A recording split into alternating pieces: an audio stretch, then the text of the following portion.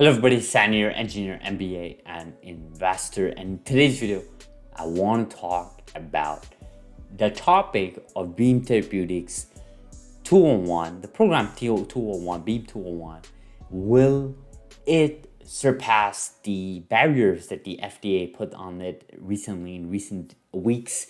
Specifically at the end of July, when it was announced that they are putting a hold on the IND submission from Beam Therapeutics for Beam 201. And I saw this tweet from CRISPR Tommy. Of course, he's back on Twitter, and he's been back on Twitter for a while, but low key, a little bit low key compared to last year, for example. And obviously, we've learned a lot from CRISPR Tommy, including myself. So I always appreciate his tweets here and there. And he tweeted the following: right? No wonder nobody could figure out the proper controls for Beam 201. Everyone was focused on starting a new company. And of course, that is retweeting the tweet from John Evans, current CEO of Beam Therapeutics, announcing that they announced a new deal in the morning of 7th September, so 2 days ago. Yesterday actually. We are launching a new co-op orbital development next-gen RNA technologies. Of course, this we covered in last video yesterday, and I found it interesting that John Evans actually mentioned A16Z. This is very interesting because A16Z is a big player in the tech world. I know they're big in Silicon Valley. If you guys ever watch Jason Calacanis on YouTube, he actually mentions A16Z a lot. They're one of those firms that really invest in these tech companies, and the fact that they're behind this new venture here from Orbital, I think there is some validity around this private company. And of course, building that partnership with Beam Therapeutics, in my opinion, is great for Beam Therapeutics. But of course, Christopher Tommy with this tweet made me think. I mean, is it possible? And this is maybe, going back to the title of this video, is it possible that Beam Therapeutics is sort of losing sight on actually dosing patients and going forward with their programs?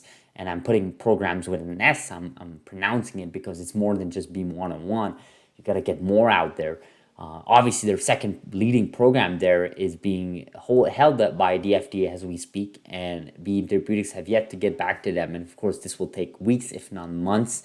And of course, there'll be a holdout period after that. So we may not see Beam 201 go phase 1 until Q2 of 2023. Who knows, And, this tweet made me think. I mean, there is, I know it's a rhetoric tweet. I know there's some, a little bit of poking fun. And of course, Chris Tommy was one of the first guys to talk about how Beam 201 has something fishy going on. And that's why he's been really vocal about, the failure from Beam Therapeutics to address some of these issues and to let the FDA now hold this program. It is what it is. And of course, Fritz here, another tweet here. I swear they're just going to suck all the tech and money out of public companies. Yeah, that's a big dilute, John. Yeah, it's like a pump and dump, basically, another person said.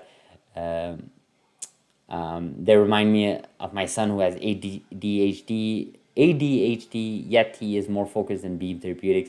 I think this is an interesting line of thought. I think these tweets, these types of, reaction, in some case, yes, they're a little bit extremist and they're a little bit towards, in a spectrum that I think most investors would want to stay away from.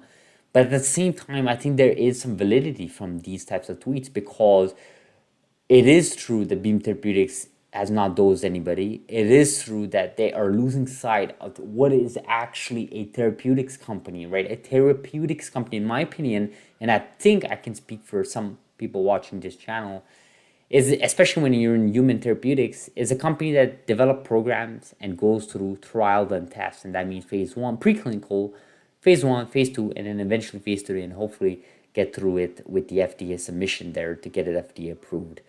In US anyways, and of course there's a process in Canada, there's a process in Europe, but it's relatively around the same line of thought where you have to test this on non-humans, go through a small test on humans, expand that test through a larger population, sample size, and then of course adjust dosage, of course, reiterate, and of course then at some point you go through the FDA approval, or at least, see what's the outcome. You want to commercialize that process whether that's Beam 101, Beam 201, or whatever program Beam Therapeutics are working on their own, they want to commercialize it. Now, what this company has done in the past, and again, I am one of the shareholders, full disclosure, I've said this many times, and it's not to my advantage to see Beam Therapeutics be criticized negatively to this extent, but it has to be brought up. I think there is a story to be said. Are they losing sight? Are they maybe focusing on the wrong things? Are they maybe focusing on being a platform because they can see that the FDA is gonna take years and years before approving any of this? If anything, Beam 201 would be like the final nail in the coffin for Beam Therapeutics at that point, because now you have a company that's literally making potentially more revenue through Verve Therapeutics and Verve 101 that they will ever make from any of their own programs, right? So it is an approach. I think there's two type of investors for Beam Therapeutics. I think there's one that's more in it for the platform idea, the idea of the technology base editors, just licensing it out like we see with Verve 101 and so on, or this type of deal that we covered yesterday. And then I think you have the second type, which is more like, well, those patients use your technology, put your money where your mouth is, put yourself forward in the front line instead of asking other companies to put themselves in the front line so that they can take liabilities. I think there is something to be said there. So I will end this video like this. Hopefully you guys appreciate this video. This will probably be the last video up until this weekend. I'll be in Atlanta, like I mentioned yesterday. I'll be on the road there. I'll try my best to make a video. There. It might not be high quality or with best microphone, but we'll try our best there.